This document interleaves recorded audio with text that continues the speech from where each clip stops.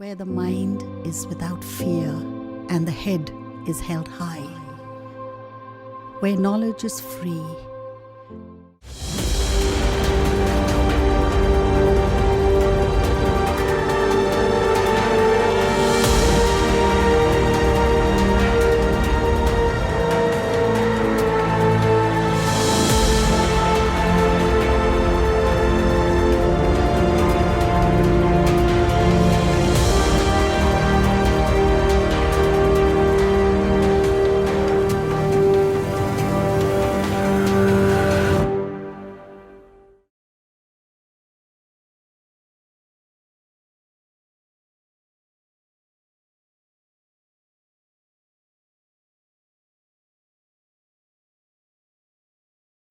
Good day to all my students. আমরা আবার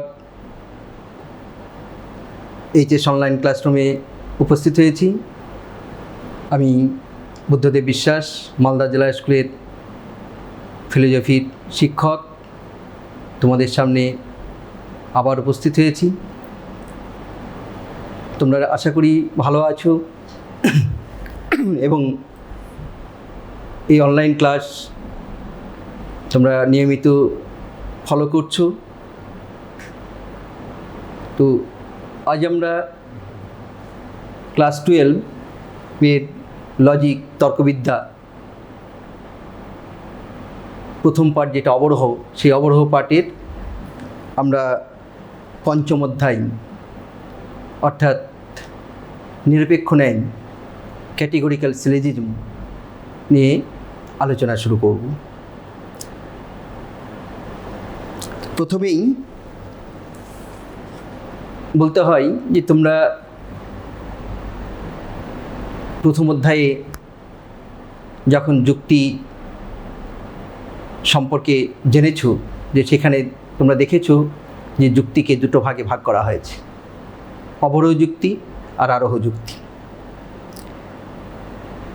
এবং এই অবরোহ যুক্তিকে অর্থাৎ অবরোহ অনুমানকে আবার যুক্তিবিজ্ঞানে এই অবরোহ অনুমানকে দুটো ভাগে ভাগ করা হয়েছে। একটা হচ্ছে অমাধ্য অনুমান আর মাধ্য অনুমান। ইতিমধ্যে তোমাদের অমাধ্যম অনুমান নিয়েও আলোচনা শুরু হয়েছে। এর আগের ক্লাসে তোমরা হয়তো সেটা ফলো করেছো। অমাধ্য অনুমানের সেখানে আবর্তন বিবর্তন সেগুলো আলোচনা চলছে। তা এই অবরোহ অনুমানের এই যে দুটো প্রকার, অমাধ্যম অনুমান এবং মাধ্য অনুমান, এবং সেখানে তোমরা দেখেছো যে অমাধ্য অনুমানের সংজ্ঞাতে তোমরা দেখেছো যে একটি মাত্র আশ্রয়বাক্য থেকে যখন সিদ্ধান্তটি অনিবার্যভাবে নিশ্চিত হয় তখন তাকে অমাধ্য অনুমান বলে। আর যখন কোনো অবরোহ অনুমানে একাধিক আশ্রয়বাক্য থেকে সিদ্ধান্তটি অনিবার্যভাবে নিশ্চিত হয় তখন তাকে বলা হয় মাধ্য অনুমান। তা এই যে আজকে যেটা আমরা আলোচনা করছি নিরপেক্ষ ন্যায় অর্থাৎ ন্যায়, এই ন্যায় হচ্ছে সর্বাপেক্ষা একটা গুরুত্বপূর্ণ মাধ্যম অনুমান। এবং সবথেকে বড় কথা, তোমাদের যুক্তিবিদ্যায় বা তর্কবিদ্যা বা লজিকে যে অধ্যায়গুলো আছে, যেগুলো তোমাদের ভালো করে পড়তে হবে, জানতে হবে, তার মধ্যে এই অধ্যায় নিরপেক্ষ ন্যায় ক্যাটেগরিক্যাল সিলোজিজম একটি গুরুত্বপূর্ণ অধ্যায়। এবং এই নিরপেক্ষ ন্যায় বা নিরপেক্ষ যুক্তি এটা গুরুত্বপূর্ণ মাধ্য অনুমান। এবং এটা তোমাদের প্রথম থেকেই খুব ভালোভাবে ডিটেলে বোঝার চেষ্টা করতে হবে। আশা করি তোমরাও আমি যেভাবে পরপর স্টেপ বাই স্টেপ অর্থাৎ ক্যাটেগরিক্যালি যেভাবে আমি আলোচনা করব সেইভাবে তোমরা খাতায় নোট ডাউন করবে, তাহলে সেখান থেকে তোমরা কিছুটা উপকার পাবে এবং তার সাথে সাথে বইটা পড়লেও তোমরা সঠিক নিরপেক্ষ যুক্তি গঠন করতে সমর্থ হবে। তো যাই হোক, তাহলে আমরা দেখছি যে ন্যায় হচ্ছে সর্বাপেক্ষা একটা গুরুত্বপূর্ণ মাধ্যম অনুমান। তো এই ন্যায় অনুমানে কী হয় যে পরস্পর দুটো আশ্রয়বাক্য থেকে একটা সিদ্ধান্ত অনিবার্যভাবে নিশ্চিত হয়। অর্থাৎ কি হয় যে ন্যায়ের ক্ষেত্রে একটা আশ্রয়বাক্য সিদ্ধান্তের মধ্যে অপর আর একটা আশ্রয়বাক্য একটা মাধ্যম হিসাবে কাজ করে। সেই জন্য আমরা বলতে পারি যে মাধ্যম যুক্তির সিদ্ধান্ত দুটো আশ্রয়বাক্য থেকে যুক্তিসম্মতভাবে বা অনিবার্যভাবে নিশ্চিত হয় তাকে ন্যায় বলে। তবে এটাও ঠিক যে কোনো দুটি বিচ্ছিন্ন বচন ন্যায়ের কিন্তু আশ্রয়বাক্য হতে পারে না। যেমন ধরো বলা হলো যে সকল টেবিল হয় জড়বস্তু, আর একটা আশ্রয়বাক্য বলা হলো সকল কবি হয় কল্পনাপ্রবণ। দেখো, এই দুটি বচন থেকে আমরা কোনো সিদ্ধান্ত নিশ্চিত করতে পারবো না, কারণ এই দুটি বচনের মধ্যে কোনো আন্তঃসম্পর্ক, কোনো সম্পর্ক নেই।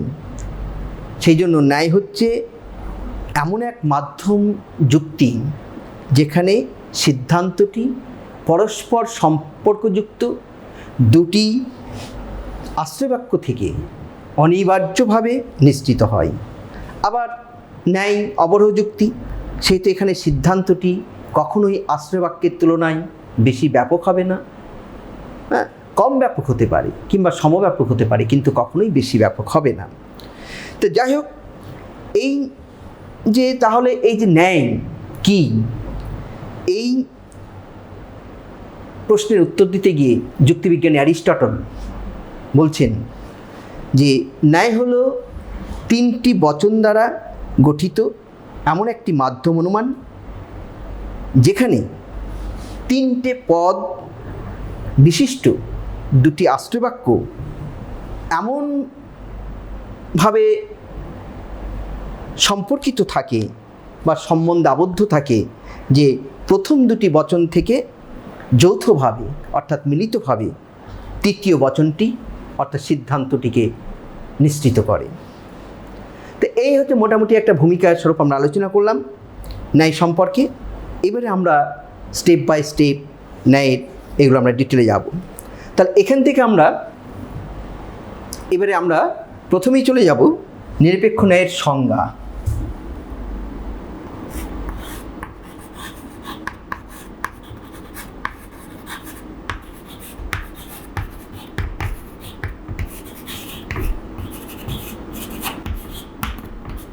নিরপেক্ষ ন্যায়ের সংজ্ঞা। প্রিয় ছাত্ররা, দেখো, এই নিরপেক্ষ ন্যায়ের একটা সংজ্ঞা আমরা সুস্পষ্ট একটা সংজ্ঞা আমরা এইভাবে দিতে পারি কি, যে অবরোহমূলক মাধ্যম অনুমানে পরস্পর সম্পর্কিত বা সম্পর্কযুক্ত দুটি আশ্রয়বাক্য থেকে সিদ্ধান্তটি অনিবার্যভাবে নিশ্চিত হয় এবং যেখানে সিদ্ধান্তটি কখনোই আশ্রয়বাক্যের তুলনায় বেশি ব্যাপক হয় না, কম ব্যাপক হতে পারে বা সমব্যাপক হতে পারে, তাকেই বলা হয় ন্যায় যুক্তি বা নিরপেক্ষ ন্যায়। তাহলে কি বললাম, যে অবরোহমূলক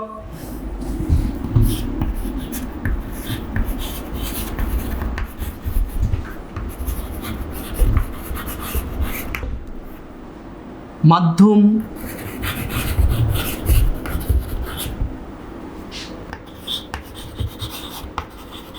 অনুমানে, যে অবরোহমূলক মাধ্যম অনুমানে পরস্পর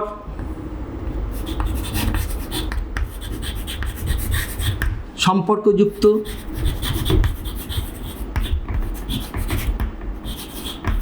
দুটি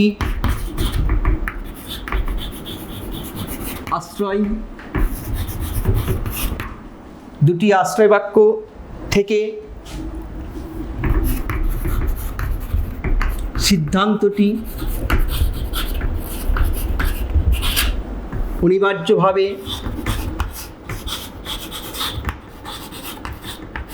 নিশ্চিত হয়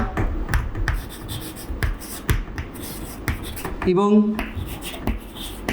সিদ্ধান্ত কখনোই আশ্রয়বাক্যের তুলনায়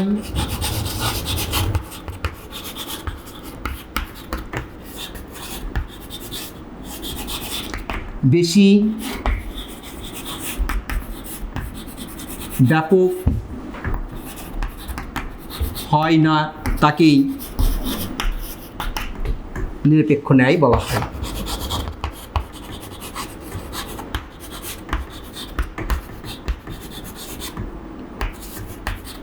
তাকেই নিরপেক্ষ ন্যায় বলা হয়। হলো, তাহলে নিরপেক্ষ ন্যায় হলো এমন একটি ন্যায় যেটা তিনটে নিরপেক্ষ বচন দ্বারা গঠিত, অর্থাৎ নিরপেক্ষ ন্যায় দুটি আশ্রয় বাক্য ও সিদ্ধান্ত। এই যে তিনটে বচন, এই তিনটে বচনই হবে নিরপেক্ষ বচন। তোমরা এর আগের অধ্যায়ে, দ্বিতীয় অধ্যায়ে বচন সম্পর্কে জেনেছ যে গুণ ও পরিমানুষের বচনকে আমরা চারটে ভাগে ভাগ করেছি, এ ই আই ও। এই এ ই আই ও এই যে চার প্রকার নিরপেক্ষ বচন, এই চারটি নিরপেক্ষ বচনের কোনো একটিকে নিয়ে একটা নিরপেক্ষ ন্যায় গঠিত হয়। তাহলে আর এই ন্যায় বলতে সাধারণত আমরা নিরপেক্ষ ন্যায়কেই বুঝিয়ে থাকি। যেমন এক্ষেত্রে আমরা একটা উদাহরণ নিচ্ছি। যেমন বলা হলো, সকল মানুষ হয় মরণশীল।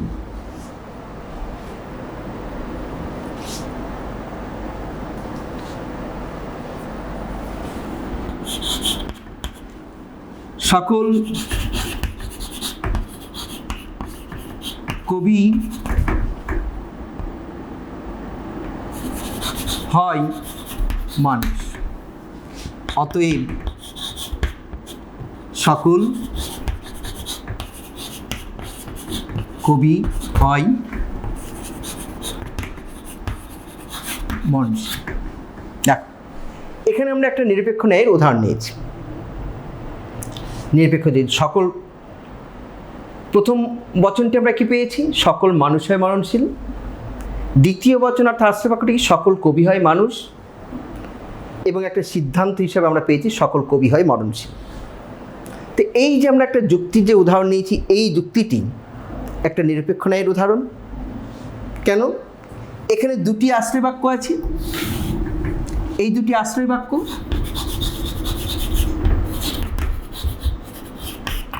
আর একটা সিদ্ধান্ত আছে।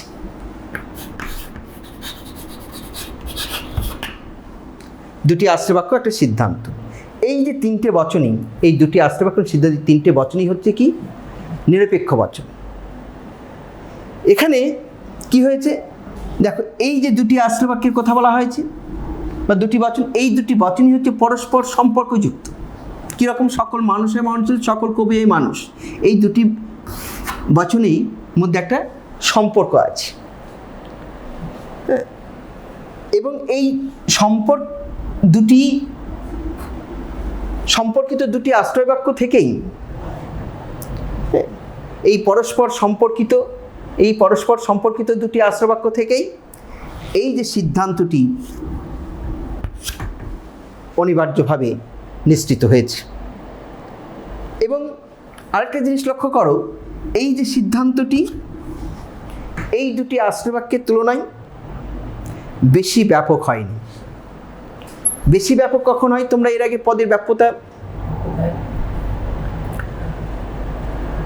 সম্পর্কে তোমরা পড়েছ, জেনেছ যে পদের ব্যাপ্যতা, যখন একটা পদের সমগ্র ব্যাক্তার্থকে গ্রহণ করা হয় তখন পদটি ব্যাপ্য, যখন কোনো পদের আংশিক ব্যাক্তার্থকে গ্রহণ করা হয় তখন সেই পদটি অব্যাপ্য।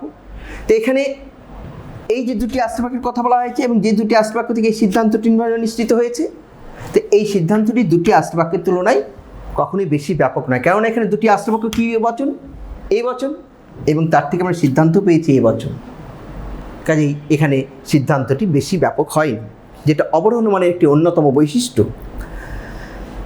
তো এখানে এই যে যুক্তিটির তিনটে বচনই হচ্ছে নিরপেক্ষ বচন হয়েছে, তাই এটা একটা নিরপেক্ষ বা ন্যায় যুক্তি। এবং এই যুক্তিটির যে প্রথম দুটি বচন, এই যে প্রথম দুটি বচন, এই প্রথম দুটি বচনকে বলা হয় আশ্রয় বাক্য। এবং যে তৃতীয় বচন, এটাকে বলা হয় সিদ্ধান্ত। এবার এই যুক্তিটাকে যদি বিশ্লেষণ করি তাহলে আমরা দেখতে পাব যে এখানে তিনটে পদ রয়েছে। কি কি? দেখ, কবি, মরণশীল আর মানুষ। না,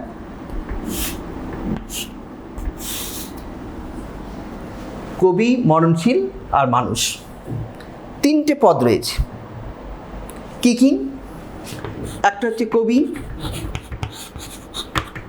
2 নম্বর তিনটে পদ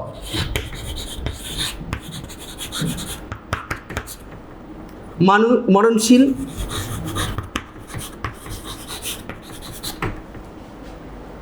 3 নম্বর কি? মানুষ। এই তিনটে পদ, এই যুক্তিটাকে বিশ্লেষণ করলে আমরা তিনটে পদ পাচ্ছি। কি? কবি, মরণশীল আর মানুষ।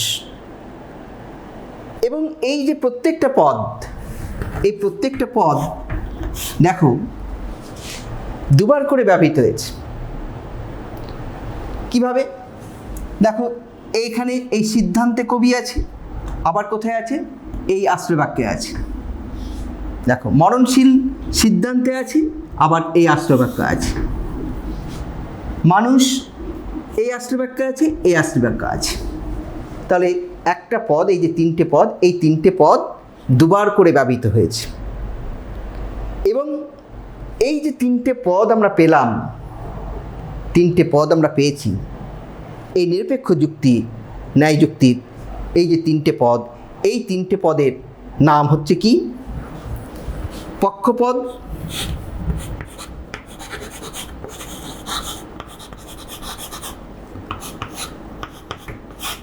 সাধ্যপদ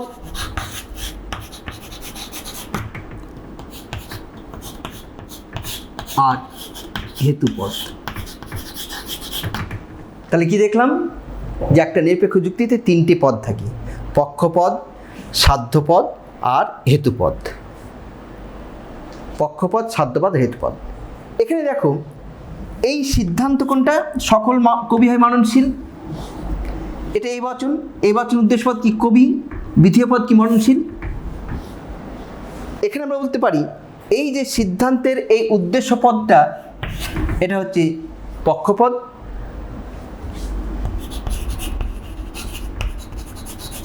আর সিদ্ধান্তের যে বিধেয় পদ, সেটাকে বলা হচ্ছে সাধ্যপদ। আর একটা কি? আর একটা আছে কি? মানুষ। যে পদটা উভয় আশ্রয় বাক্যে আছে, এটা হচ্ছে হেতুপদ। এটা হেতুপদ। এবং এই পক্ষপদটা, সিদ্ধান্তের পক্ষপদটা এখানে আছে, এই আশ্রয় বাক্যে আছে। সিদ্ধান্তের সাধ্যপদ এখানে আছে, সিদ্ধান্তে আছে, আর কোথায় আছে? এখানে আছে। আর হেতুপদটা দুটো আশ্রয় বাক্য আছে, কিন্তু সিদ্ধান্তে নেই। হ্যাঁ, এই হচ্ছে তোমার যুক্তির। এবারে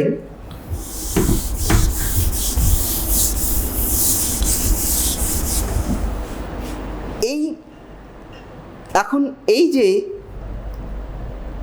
পক্ষপদ, সাধ্যপদ এবং হেতুপদ, একে এই নিরপেক্ষ যৌক্তিক আকার।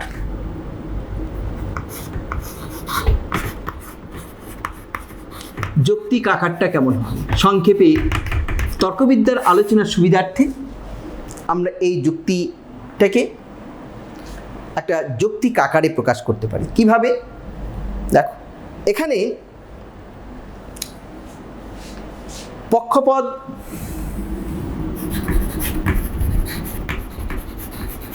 প্রতীক হিসাবে আমরা এস ব্যবহার করি, সাধ্যপদের প্রতীক হিসাবে আমরা পি ব্যবহার করি, হেতুপদের প্রতীক হিসাবে আমরা এম ব্যবহার করি। পক্ষপদ, এস বলতে আমরা পক্ষপদকে বুঝি, পি বলতে আমরা সাধ্যপদকে বুঝি, এম ফর হেতুপদ, middle term, minor term, major term, middle term. এবারে তাহলে এই যে এস পি এম, পক্ষপদ, সাধ্যপদ, হেতুপদ, এই পদগুলোকে আমরা এখানেও পেয়েছি। এইগুলোকে নিয়েই আমরা একটা যৌক্তিক আকার, এইটার যৌক্তিক আকার কী হবে দেখ, এ কি হবে, সকল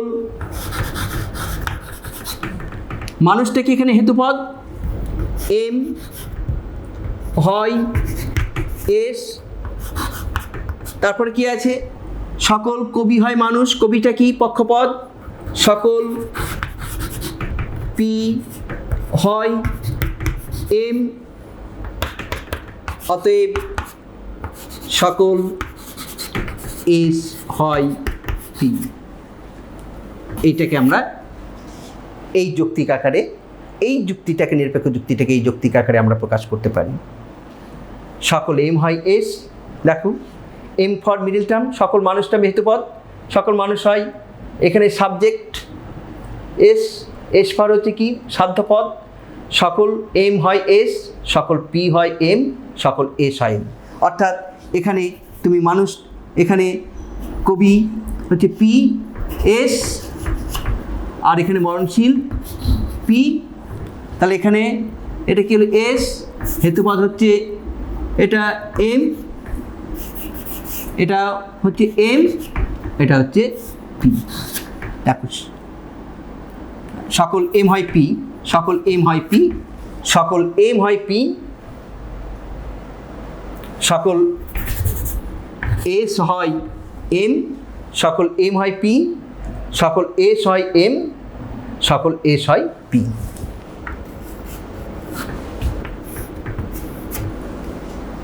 সকল এম হয় পি, সকল এস হয় এম, এস ফর হচ্ছে পক্ষপদ, পি ফর সাধ্যপদ, এম ফর হচ্ছে হেতুপদ। এই হচ্ছে নিরপেক্ষ ন্যায়ের সংজ্ঞা বা প্রকৃতি বা নেচার অফ ক্যাটেগরিক্যাল সিলোজিজম। এরপরেই আমরা চলে যাব নিরপেক্ষ ন্যায়ের বৈশিষ্ট্য।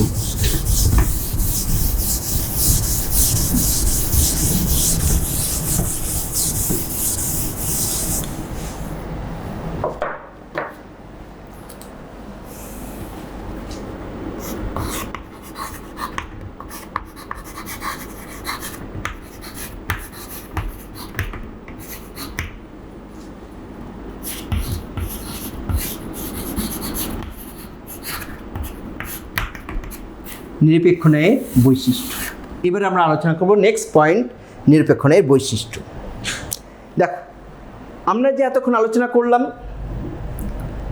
এবং যে নিরপেক্ষ ন্যায়ের যে সংজ্ঞা আমরা পেয়েছি, নিরপেক্ষ ন্যায়ের যে উদাহরণ আমরা দেখিয়েছি, সেই সংজ্ঞা এবং উদাহরণকে যদি আমরা বিশ্লেষণ করি তাহলে নিরপেক্ষ ন্যায়ের কতগুলো আমরা বৈশিষ্ট্য পাব।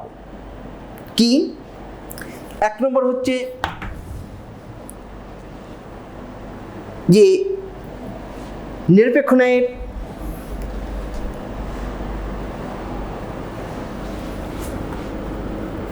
সমস্ত বচনই, সব বচনই নিরপেক্ষ বচন হবে। আমি সংক্ষেপে লিখে দিচ্ছি, নিরপেক্ষ বচন হবে। সব বচনই নিরপেক্ষ ন্যায়ের আশ্রয় বাক্য ও সিদ্ধান্ত মিলে যে নিরপেক্ষ ন্যায় গঠন করা হয়, সেই নিরপেক্ষ ন্যায়ের সব বচনই নিরপেক্ষ বচন দ্বারা গঠিত হবে। অর্থাৎ এ ই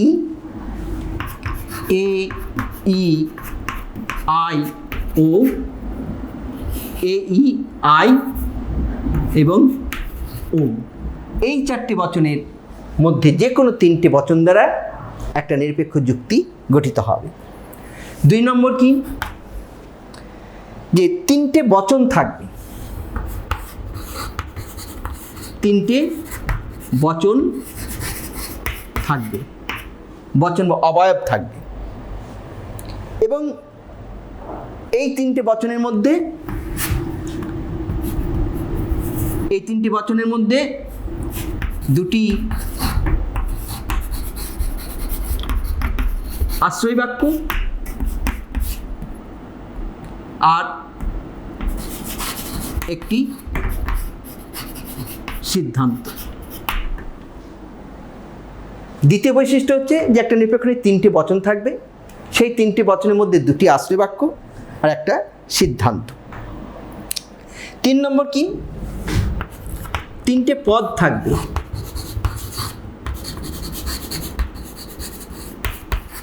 তিনটে বচন মিলে 3টে পদ থাকবে। এই 3টে বচন মিলে 3টে পদ থাকবে, তোমরা এর আগের উদাহরণে লক্ষ্য করেছো।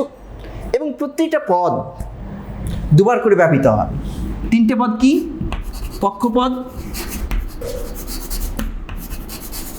সাধ্যপদ ও হেতুপদ। 3টে বচন মিলে 3টে পদ থাকবে এবং এই 3টে পদ, তিনটে পদের প্রতিটা পদ দুবার করে ব্যবহৃত হবে। এবং 4 নম্বর হচ্ছে সিদ্ধান্ত, পরস্পর সম্পর্কিত 2টি সিদ্ধান্তটি পরস্পর সম্পর্কিত 2টি আশ্রয় বাক্যের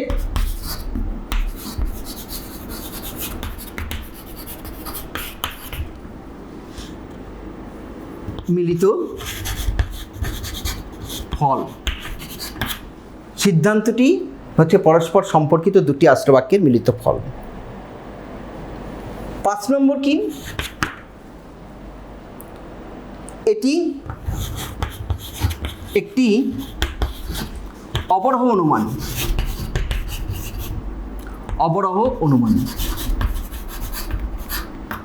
এটি একটি অবরোহ অনুমান। কেন? নিরপেক্ষ ন্যায় একটি অবরোহ অনুমান কেন?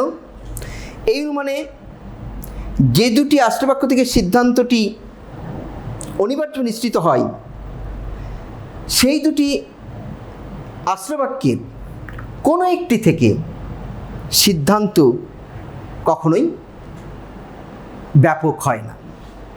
অর্থাৎ ন্যায় অনুমানে বা ন্যায় যুক্তিতে যে সিদ্ধান্তটি আমরা প্রতিষ্ঠা করি, সেটি আশ্রয় বাক্য 2টির থেকে কম ব্যাপক হতে পারে কিংবা সমব্যাপক হতে পারে, কিন্তু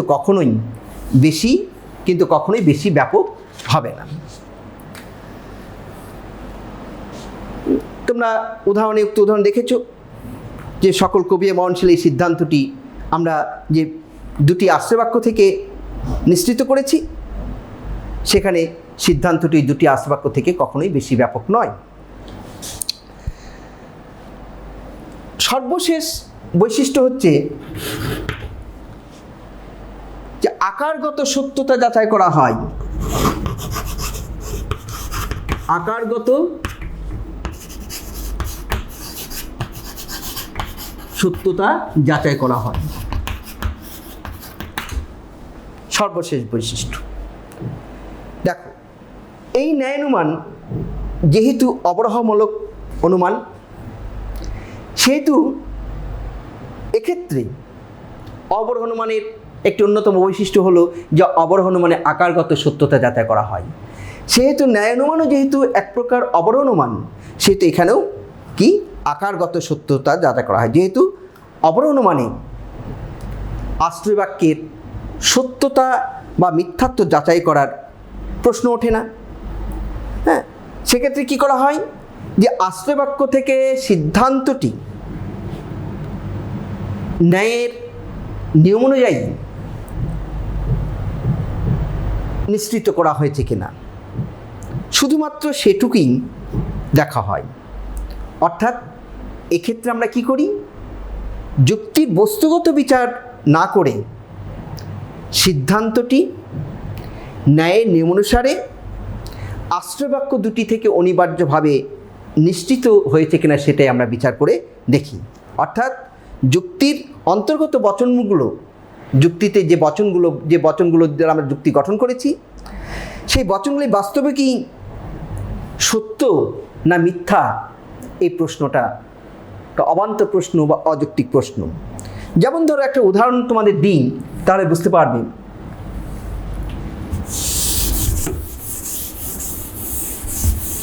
যেমন ধরো বলা হলো যে সকল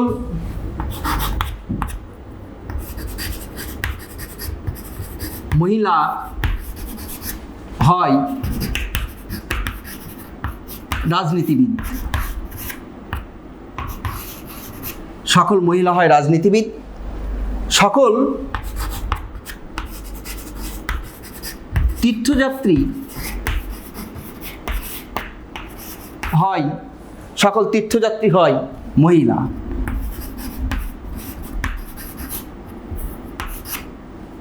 অতএব সকল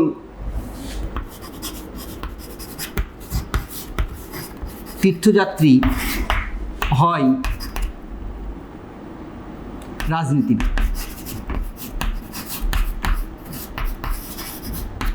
দেখো এই যুক্তিটা লক্ষ্য করো, এখানে যে দুটি আশ্রয় বাক্য বলা হয়েছে এবং একটা সিদ্ধান্ত বলা হয়েছে, এবং এই দুটি আশ্রয় বাক্য থেকে যে সিদ্ধান্ত নির্বার্য নিশ্চিত হয়েছে, এই যুক্তির অন্তর্গত যে বচনগুলো, এই বচনগুলির বাস্তবিক কোনো সত্যতা নেই। তাহলে সকল মহিলা হয় রাজনীতি, সকল মহিলা রাজনীতিবিদ হতে পারে না, এটা আমরা কখনোই বলতে পারি না, বাস্তবে এর কোনো সত্যতা নেই। সকল তীর্থযাত্রী হয় মহিলা, এটারও কোনো বাস্তব সত্যতা নেই।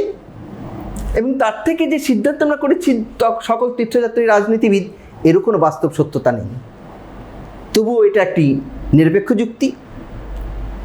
কেন? যেহেতু এটি একটি অবরোহণ অনুমান এবং এক্ষেত্রে আকারগত সত্যতা যাচাই করা হয়েছে। কিভাবে? যেক্ষেত্রে আমরা যে ন্যায়ের যে নিয়মাবলী আছে, সেই নিয়মগুলো অনুসরণ করে এই দুটি আশ্রয়বাক্য থেকে এই সিদ্ধান্তটি অনিবার্য নিশ্চিত হয়েছে। কাজেই এই যুক্তিটি আকারগত সত্যতা আছে, কিন্তু বস্তুগত সত্যতা নেই। আর আমাদের অবরোহমূলক অনুমানের যেহেতু আকারগত সত্যতায় যাচাই করা হয়, বস্তুগত সত্যতা যাচাই করা হয় না, সেহেতু এই ধরনের যুক্তি আমরা গঠন করতে পারি এবং নিরপেক্ষ যুক্তির ক্ষেত্রে আমরা এই আকারগত সত্যতাই যাচাই করে থাকি। এবং যদিও এক্ষেত্রে মনে রাখতে হবে, এই আকারগত সত্যতা যাচাই করলেও এর বাস্তব সত্যতা না থাকলেও এক্ষেত্রে আমরা বললাম যে নিরপেক্ষ ন্যায়ের নিয়ম অনুযায়ী সিদ্ধান্তটি প্রতিষ্ঠা করা হয়েছে কিনা সেটা আমাদের দেখতে হবে। তাহলে নিশ্চয়ই এই নিরপেক্ষ ন্যায়ের কতকগুলি নির্দিষ্ট রুলস আছে, সেই রুলস অনুযায়ী, নিয়ম অনুযায়ী আমাদের এই সিদ্ধান্ত প্রতিষ্ঠা করতে হবে, যে রুলসগুলোর বা নিয়মগুলো নিয়ে আমরা পরে আলোচনা করব। স্বাভাবিক ব্যাপার, বীজগণিতের ক্ষেত্রে তোমরা জানো a + b হোল স্কয়ার মানে a² + 2ab + b²। এর কি বাস্তব সত্যতা আছে? a + b হোল স্কয়ার সমান a² + 2ab + b²। এর কি বাস্তব সত্যতা আছে বস্তু জগতে? আছে কি? কিন্তু এখানে কি একটা ফর্ম্যাল, একটা আকার, এই আমরা কোনো কিছুর একটা আকার হিসেবে a, b এই সমস্ত সিম্বলগুলোর সাহায্যে আমরা একটা আকারগত একটা ফর্ম্যাল একটা সূত্র তৈরি করি। ঠিক একইভাবে যুক্তির ক্ষেত্রেও এই অবরোহণমানের ক্ষেত্রে আমরা কিছু আকারগত সত্যতা যাচাই করার জন্য কতগুলো সিম্বল ওরা ব্যবহারের সাহায্যে আমরা যুক্তি গঠন করে থাকি। যাই হোক, এই হচ্ছে নিরপেক্ষ ন্যায়ের বৈশিষ্ট্য। ক্লিয়ার? এরপরে পরের পয়েন্টে আমরা যাব, নিরপেক্ষ ন্যায়ের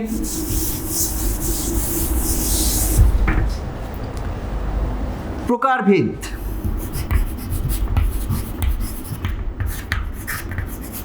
নিরপেক্ষ ন্যায়ের প্রকারভেদ, শ্রেণীবিভাগ। নিরপেক্ষ ন্যায়ের এই প্রকারভেদটা প্রথমেই আমরা একটা ছক এঁকে নিই। যেমন ন্যায়,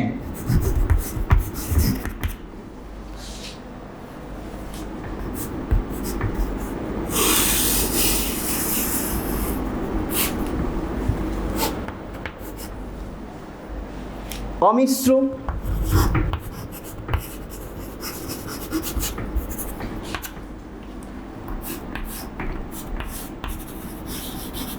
মিশ্র। ন্যায়কে দুটো ভাগে ভাগ করা হচ্ছে, প্রথমত অমিশ্র ন্যায় আর মিশ্র ন্যায়। এই অমিশ্র ন্যায় তিন প্রকার। কি কি? নিরপেক্ষ,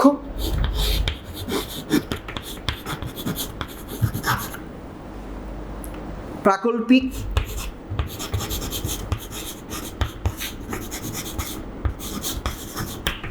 আর একটা হচ্ছে বৈকল্পিক।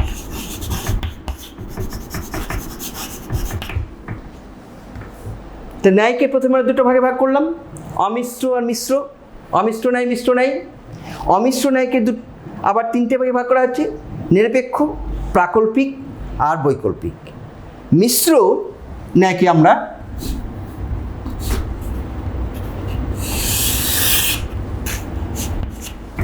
চারটে ভাগে ভাগ করি, তিনটে ভাগ, প্রাকল্পিক নিরপেক্ষ, প্রাকল্পিক নিরপেক্ষ,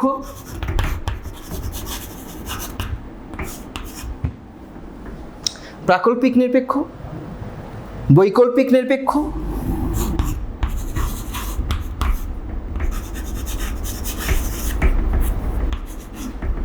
বৈকল্পিক নিরপেক্ষ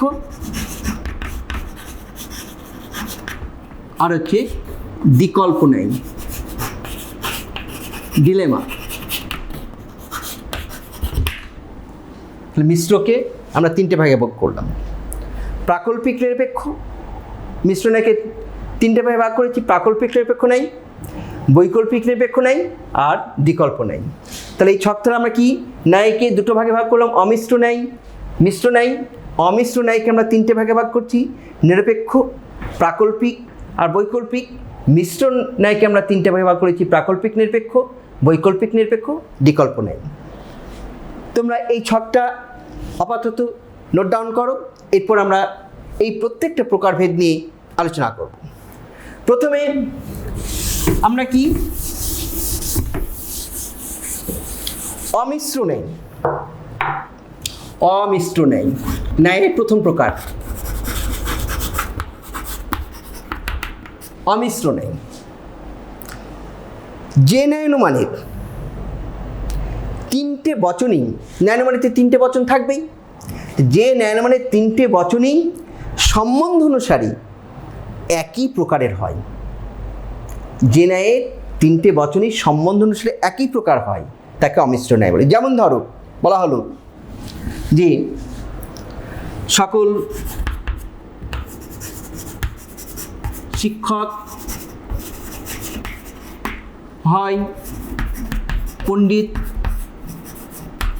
ব্যক্তি, সকল শিক্ষক পণ্ডিত ব্যক্তি।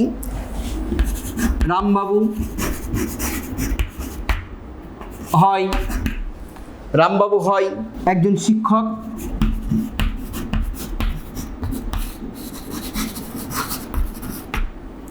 অতএব রামবাবু হয় পণ্ডিত ব্যক্তি। এই যে উদাহরণটা নিয়েছি, এটা একটি অমিশ্র ন্যায়ের উদাহরণ। কেন? এই উদাহরণে যে তিনটে বচনের কথা বলা হয়েছে, দুটি আশ্রয় ব্যাকরণ সিদ্ধান্ত, এই তিনটে বচনই একই ধরনের সম্পর্কের কথা বলা হয়েছে। এখানে তিনটে বচন ভিন্ন জাতীয় নয়, তিনটে বচন ভিন্ন জাতীয়, একই কথা বলা, একই সম্বন্ধে কথা বলা হচ্ছে, ভিন্ন শ্রেণীর নয়, সেই জন্য এটা আমরা বলবো অমিশ্র ন্যায়। নেক্সট কি, মিশ্র ন্যায়। মিশ্র ন্যায়, ন্যায়ের দ্বিতীয় প্রকার মিশ্র ন্যায়। কোনটা? যে ন্যায়ানুমানের তিনটে বচনই সম্বন্ধ অনুসারে বিভিন্ন প্রকারের হয়, বিভিন্ন ধরনের সম্পর্কের উল্লেখ থাকে, সেটাকে আমরা বলবো মিশ্র ন্যায়। যেমন ধরো বলা হলো যে যদি বৃষ্টি হয়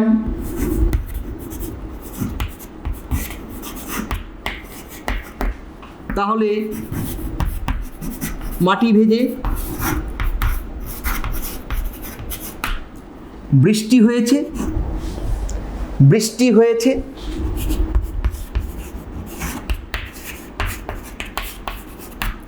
অতএব মাটি ভিজেছে। দেখো এক্ষেত্রে যে উদাহরণটা আমরা নিয়েছি, এটিকে আমরা মিশ্র ন্যায়ের উদাহরণ বলব। কেন?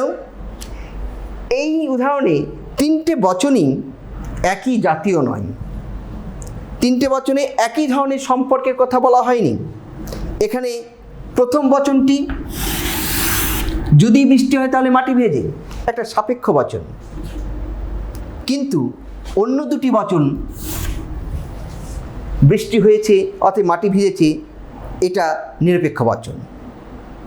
তাহলে আমরা কি দেখলাম যে মিশ্র ন্যায়ে তিনটে বচন সম্বন্ধ সে বিভিন্ন প্রকারে হতে পারে। যেমন এখানে যেমন প্রথম বচনটি সাপেক্ষ বচন হয়েছে, কিন্তু পরের দুটি বচন নিরপেক্ষ বচন হয়েছে, অর্থাৎ এই মিশ্র ন্যায় বিভিন্ন প্রকারে। এবারে আমরা যে অমিশ্র ন্যায়ের কথা বলেছি, তাহলে অমিশ্র ন্যায় আর মিশ্র ন্যায় হলো। এবার আমরা অমিশ্র ন্যায়কে তিনটে ভাগে ভাগ করেছি, অমিশ্র ন্যায়কে তিনটে ভাগে ভাগ করেছি। কি কি? নিরপেক্ষ, প্রাকল্পিক আর বৈকল্পিক। অমিশ্র নিরপেক্ষ ন্যায়, তাহলে অমিশ্র ন্যায়ের প্রথম প্রকার কি? এক নম্বর হচ্ছে অমিশ্র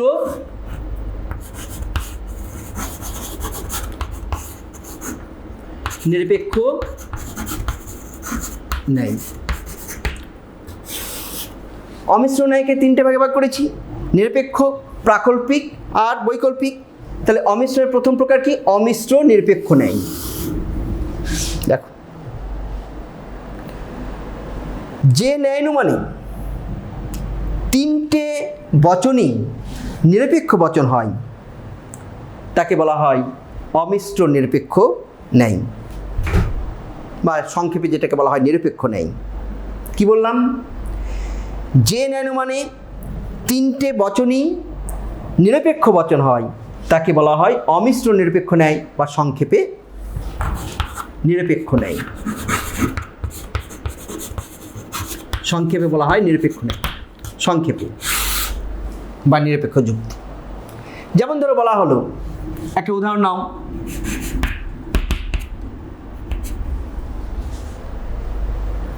সকল কবি হয় ভাবুক, রাম হয় কবি, অতএব রাম হয় ভাবুক। দেখ, এটি একটি অমিশ্র নিরপেক্ষ ন্যায়, অর্থাৎ সংক্ষেপে নিরপেক্ষ ন্যায়ের উদাহরণ। কি? সকল কবি হয় ভাবুক, রাম হয় কবি, রাম হয় ভাবুক। কেন? যে এক্ষেত্রে যে তিনটে বচন কথা বলা হচ্ছে, তিনটে বচনই হচ্ছে কি? নিরপেক্ষ বচন। তিনটে বচনই হচ্ছে নিরপেক্ষ বচন, নিরপেক্ষ বচন। কারণ আমরা সংজ্ঞাতে সেটা বলেছি যে যে নির্মাণে তিনটে বচন নিরপেক্ষ বচন তাকে আমরা বলি অমিশ্র নিরপেক্ষ ন্যায়। হলো। নেক্সট হচ্ছে অমিশ্র প্রাকল্পিক ন্যায়।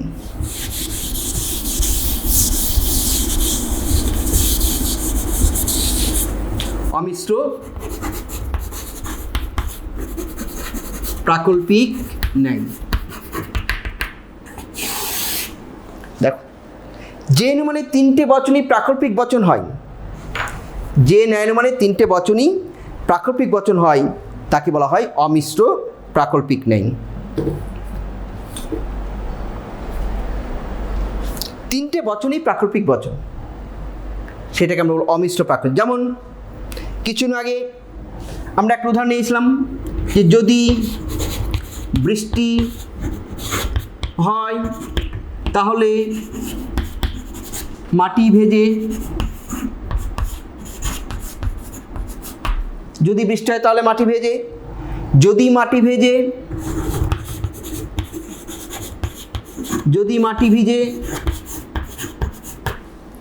তাহলে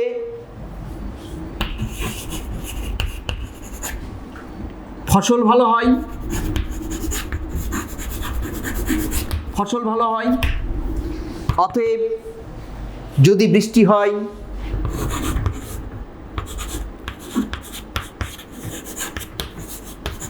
তাহলে ফসল ভালো হয়।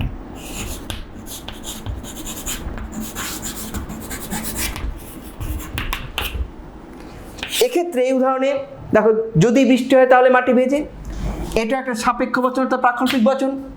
যদি মাটি ভিজে তাহলে ফসল ভালো হয়, এটাও একটা প্রাকল্পিক বচন। যদি বৃষ্টি হয় তাহলে ফসল ভালো হয়, এটি একটি প্রাকল্পিক বচন।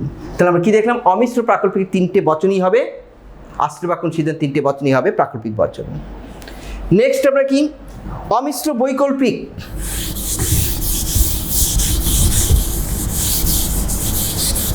অমিশ্র বৈকল্পিক নেই।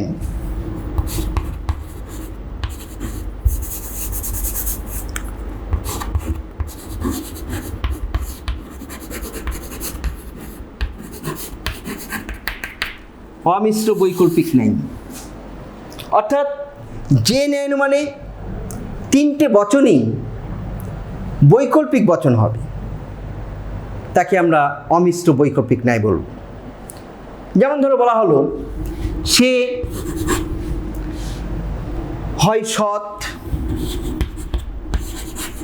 সে হয় সৎ অথবা চালাক, সে হয় সৎ অথবা চালাক। সে হয় অসৎ, সে হয় অসৎ অথবা ধার্মিক, সে অসৎ অথবা ধার্মিক। অতএব সে হয় চালাক, সে হয় চালাক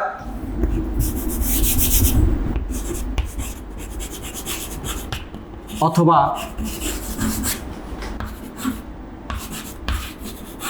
ধার্মিক। দেখো এই ধরে লক্ষ্য করো, এখানে কি বললাম? অমিশ্র বৈকল্পিক ন্যায়। যে ন্যায় মানে তিনটে বচনই বৈকল্পিক বচন হবে। এবং এক্ষেত্রে এই যে উদাহরণটি আমরা নিয়েছি, এই উদাহরণে দেখো প্রথম বচনটিও একটি বৈকল্পিক বচন, দ্বিতীয় বচনটি একটি বৈকল্পিক বচন, এবং তার থেকে যে সিদ্ধান্ত আমরা প্রতিষ্ঠা করেছি সেটিও একটি বৈকল্পিক বচন। এই গেল অমিশ্র বৈকল্পিক ন্যায়। এবারে আমরা চলে যাব মিশ্র ন্যায়। ন্যায়কে অমিশ্র আর মিশ্র, তাহলে অমিশ্র প্রকারভেদ হয়ে গেল। এবার মিশ্র। এই মিশ্র ন্যায়কেও তিনটে ভাগে ভাগ করা হয়েছে।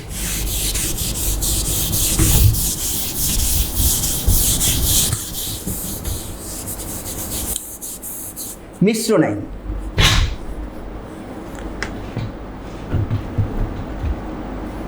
বোর্ডটা নড়ে যাচ্ছে।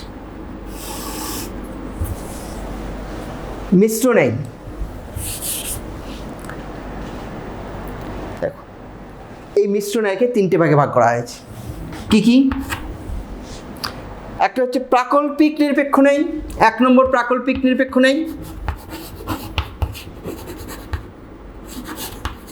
প্রাকল্পিক নিরপেক্ষ ন্যায়। দেখো তারপরে কি? বৈকল্পিক নিরপেক্ষ ন্যায় আর বিকল্প ন্যায়। তা প্রথমে আমরা কি প্রাকল্পিক নিরপেক্ষ ন্যায় এটা নিয়ে আলোচনা করছি। দেখো, যে ন্যায় অনুমানে প্রধান আশ্রয় বাক্য একটি প্রাকল্পিক বচন এবং অপ্রধান আশ্রয় বাক্য ও সিদ্ধান্ত একটি নিরপেক্ষ বচন, তাকে বলা হয় প্রাকল্পিক নিরপেক্ষ ন্যায়। কি বললাম? যে ন্যায় অনুমানে প্রধান আশ্রয় বাক্য একটি প্রাকল্পিক বচন এবং অপ্রধান আশ্রয় বাক্য ও সিদ্ধান্ত নিরপেক্ষ বচন, তাকে বলা হয় প্রাকল্পিক নিরপেক্ষ ন্যায়। যেমন ধরো বলা হলো যে যদি বৃষ্টি হয় তাহলে বন্যা হবে।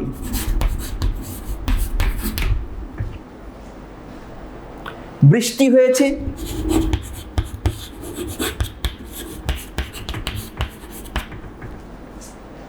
অতএব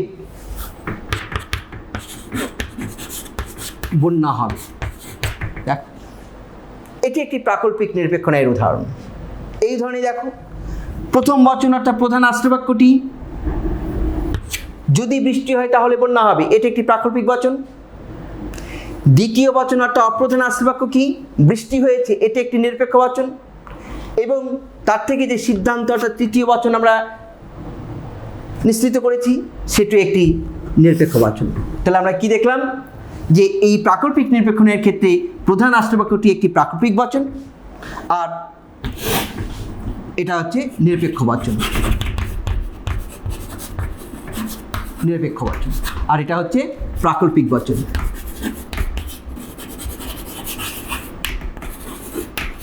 প্রধান আশ্রয়বাক্যটি প্রাকৃতিক বচন আর দুটি বচন নিরপেক্ষ বচন। এই হচ্ছে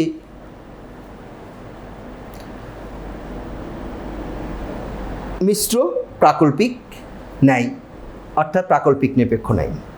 নেক্সট আমরা চলে যাব বৈকল্পিক নিরপেক্ষ ন্যায়।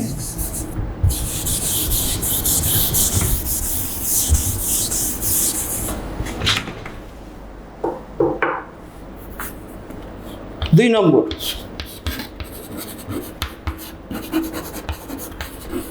বৈকল্পিক নিরপেক্ষ ন্যায়। যে ন্যায়ানুমানের প্রধান আশ্রয়বাক্য একটি বৈকল্পিক বচন এবং অপ্রধান আশ্রয়বাক্য সিদ্ধান্ত নিরপেক্ষ বচন, তাকে বলা হয় বৈকল্পিক নিরপেক্ষ ন্যায়। যে ন্যায়ানুমানের প্রধান আশ্রয়বাক্য একটি বৈকল্পিক বচন এবং অপ্রধান আশ্রয়বাক্য ও সিদ্ধান্ত নিরপেক্ষ বচন, তাকে বলা হয় বৈকল্পিক নিরপেক্ষ ন্যায়। যেমন বলা হলো যে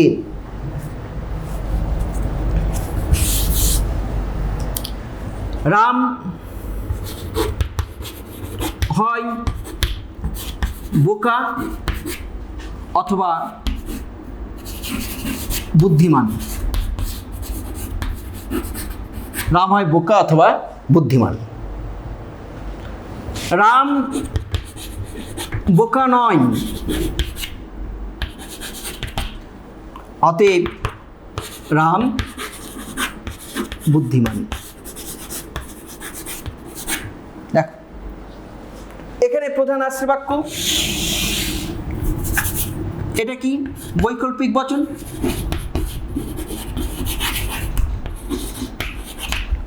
আর দুটি অপ্রধান আশ্রয়বাক্য এবং সিদ্ধান্ত নিরপেক্ষ বচন। তাহলে বৈকল্পিক নিরপেক্ষের ক্ষেত্রে কি, প্রধান আশ্রয়বাক্যটি একটি বৈকল্পিক বচন, রাম হয় বোকা অথবা বুদ্ধিমান, দুটি বিকল্পের কথা বলা হয়েছে, বোকা একটা বিকল্প, বুদ্ধিমান একটা বিকল্প।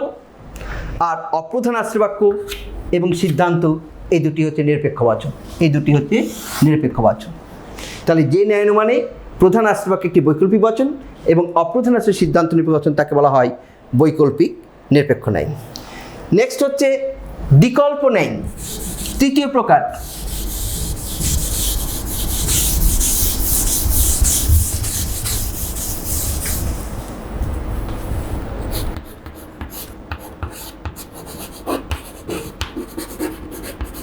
বিকল্প ন্যায়, দেখো, যে ন্যায়ানুমানের প্রধান আশ্রয়বাক্যটি দুটি প্রাকল্পিক বচনের সমন্বয়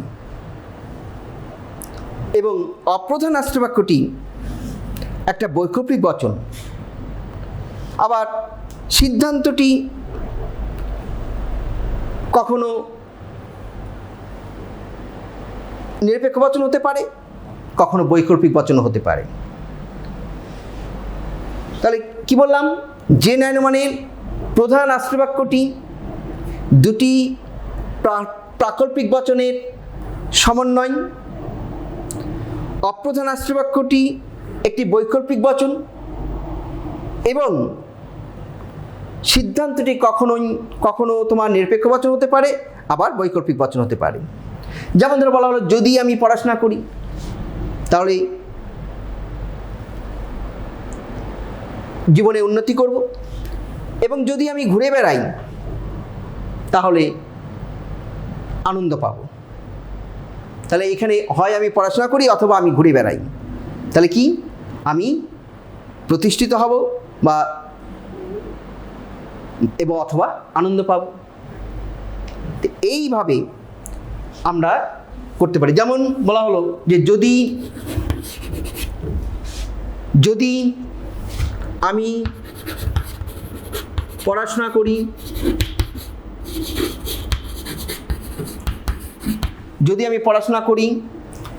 তাহলে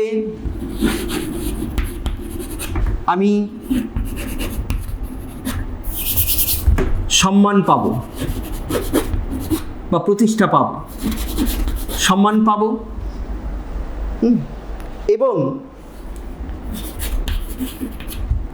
এবং যদি আমি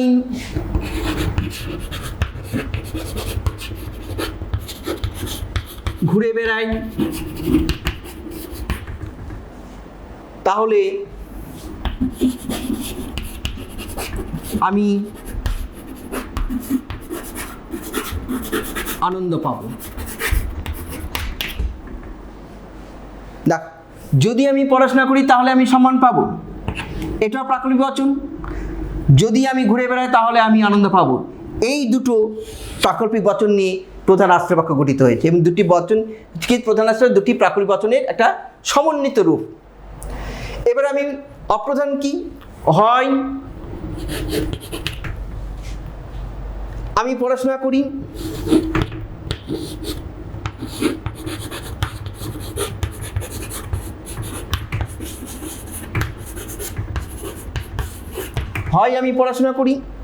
অথবা আমি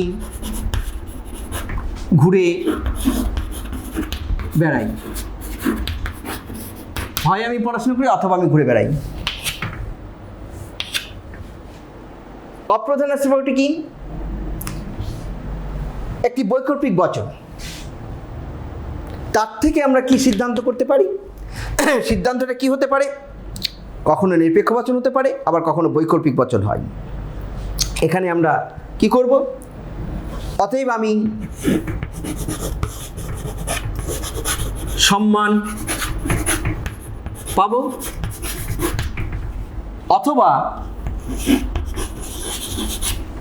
পাব অথবা আনন্দ পাব।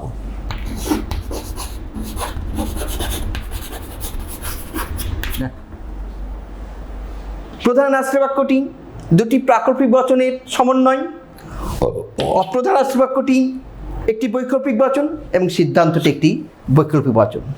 এই হচ্ছে বিকল্প ন্যায়।